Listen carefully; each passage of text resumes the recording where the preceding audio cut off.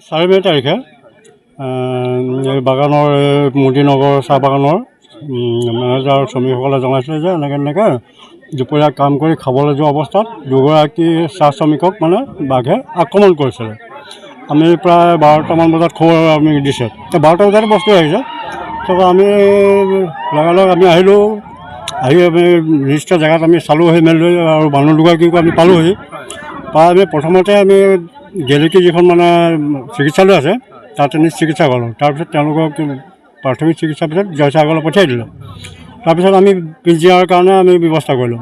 আমি জয়সাগৰলৈ আমি যোৱা নহ'লে তাত পিঞ্জিৰাৰ কথা আছে আৰু বাঘটোতো ধৰিব লাগিব। তেওঁলোকে কৈছে চাহ শ্ৰমিকক নিৰাপত্তা দিব লাগিব। সেই নিৰাপত্তাৰ ক্ষেত্ৰত আমি এটা পিঞ্জিৰাৰ ব্যৱস্থা কৰি আনি 3 নম্বৰ যিটো লাইন, 3 নম্বৰ যিটো তেওঁলোকৰ বাগান তাত আমি পিঞ্জিৰাটো প্ৰথমে আহিলোঁ, কাৰণ তাতে প্ৰথমে আঘাত কৰিছিলে মানুহক। গতিকে তাত আমি প্ৰায় 8-10 দিন মানে চালোঁ, তাত নালাগিলে, কাৰণ বাঘ প্ৰায় একেলগত নাথাকে। গতিকে তেওঁলোকে আকৌ পিছত ক'লে যে দুজন মানে আমাক ক'লে যে এনেকৈ 13 নম্বৰ লাইনৰ ফালে বাঘটো গৈছে, তাতে ছাগলী আকৌ হেৰি কৰিছে।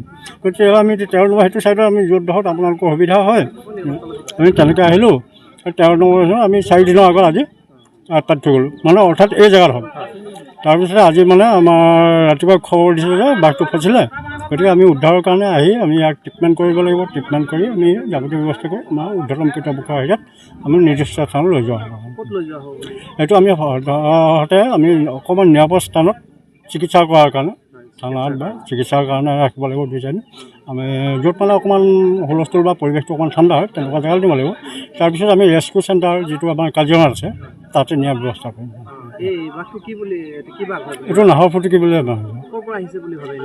বাঘটো মানে এইটো পাহাৰ, ইয়াতো হেৰিটো প্ৰায় গেলেকী পাহাৰ লাগি আছে নহয়, তেনেকৈ পাহাৰৰ ছাইডৰ পৰা আহে নাগালেণ্ডৰ ছাইডৰ, কাৰণ নাগা হেৰিয়াত বাৰু বস্তু থাকিব নোৱাৰে।